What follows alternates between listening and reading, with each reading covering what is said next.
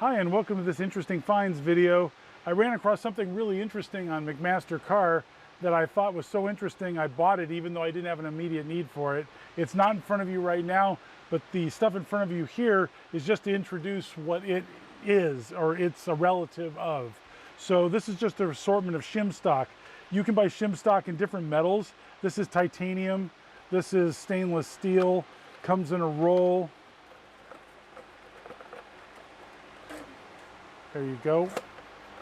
This is 3 thousandths thick by 100 inches. You can buy shim stock in plastic. This is a set of shim stock in plastic in various thicknesses. Goes fairly thick. Or you can buy a shim stock assortment.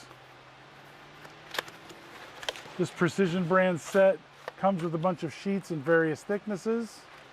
You can tell I've cut a bunch of material off these already. It's a little challenging with standard tools to cut the shim stock so that it doesn't curl, especially the thinner stuff. And then I've got some purpose-built shim stock that some company bought. I got this with a lot of tools I bought. And each one of these rings is a different thickness, 10 thousandths, some are more, some are less. Here's 5 thousandths rings. So these are basically spacer washers. There's some 16 thousandths one, and there's a whole bunch that fell out on the bottom. If you're wondering what the thickness of something is, you can use calipers or micrometers, or you can use a handy tool like this if you happen to have one. And this is basically saying this is 16.25 thousandths thick, or 16.3 for the thickness of that washer. It's a very handy tool. If you're using larger sheets, it's a little more problematic because the spring is pretty delicate on this guy. So if you rotate this, you'll get a bogus reading. What you really need is a fairly small, thin section, or I can try and push down on it right there. This is saying this is 8 thousandths thick, which is probably exactly what it is. This is a Mitutoyo thickness gauge. Useful if you have a bunch of shim stock that you don't know the thicknesses of. Now let's move on to the whole thing that I ran across that was interesting enough to buy and show you. There also exists adhesive back shim stock, which I did not have any of. And then there's this. This one is aluminum, but they have some out of stainless. And it looks like an 1/8 inch piece of shim stock, right? What's special about it, you can sort of see here, this entire thickness is made of layers of 3 thousandths shim stock.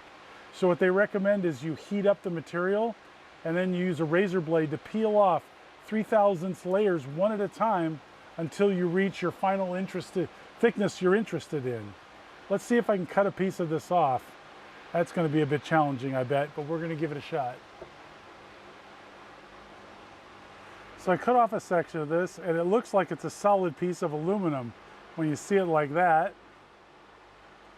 It cut very easily and smoothly. I thought it was going to be a problem. Just like aluminum, it's kind of soft and gummy, so it smears. So let's see if I can heat this up to loosen the adhesive and see if we can separate 3 thousandths layers. I've never seen anything quite like this stuff. Using a heat gun like this, in temperature like this, it's kind of painful. It's already 90 something, 94, 95 in my garage. Now taking the heat gun, I currently have it set to 190. See if I can loosen up the adhesive like they recommend. They didn't give a temperature, however.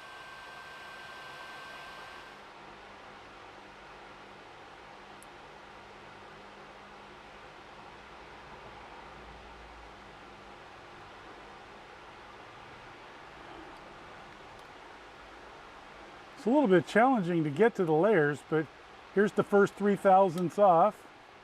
That came right off. Oh, sorry. That was 2 layers. Looks like I got 3 layers. So it's really interesting stuff, but it's kind of a challenge to get just 1 layer off of this thing when there are 3 thousandths layers. They have a variety of different layer thicknesses. I chose the thinnest just to see what it was like.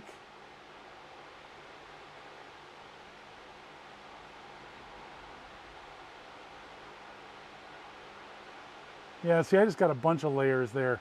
The beauty is when you're done, you've got something that's essentially one piece of material at a certain thickness. Pretty handy, but kind of challenging to use. If anyone has any experience with this, I'd love you to give me some feedback, because it's pretty hard to get to the individual layers when they're this thin. So this is a 64 layer thick piece of material. I think that's right, yeah. It's probably a lot easier if the layers are thicker. So the outer layer is 1.5 thousandths. The next layer down is 3 thousandths as specified. See how hard it is to get to the next layer.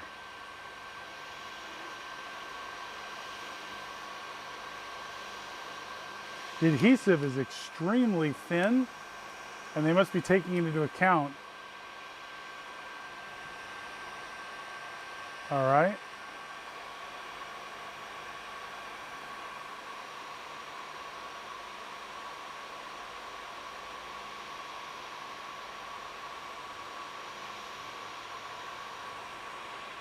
I currently have my heat gun at 420. I don't know what the melting point of this glue is. I thought it'd be down closer to boiling point of water.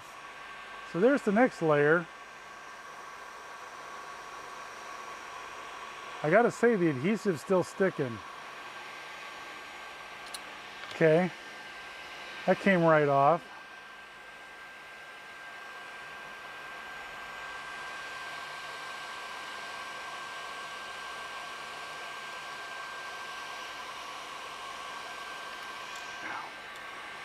I think I might have more than one layer here.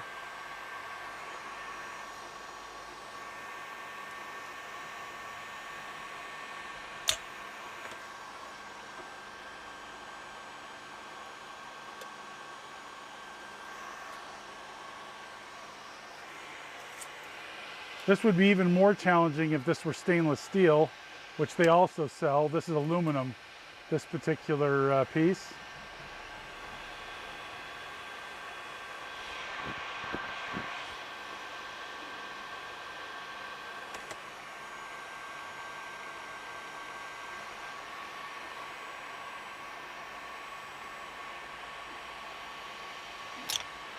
That adhesive, oh, you can see it at the high temperature here, that adhesive melts pretty quickly. Oh, there you go. Oh, it looks like I got a couple.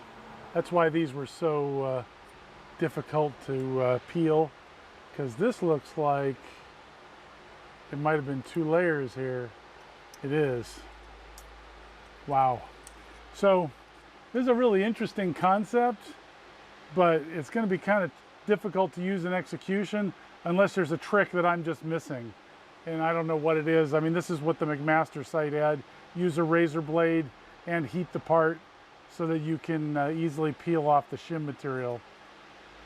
It'd be nice if they become really loose so they just separate a little bit, but then maybe the adhesive wouldn't lie to the proper thickness anymore and you'd end up with something of an improper thickness.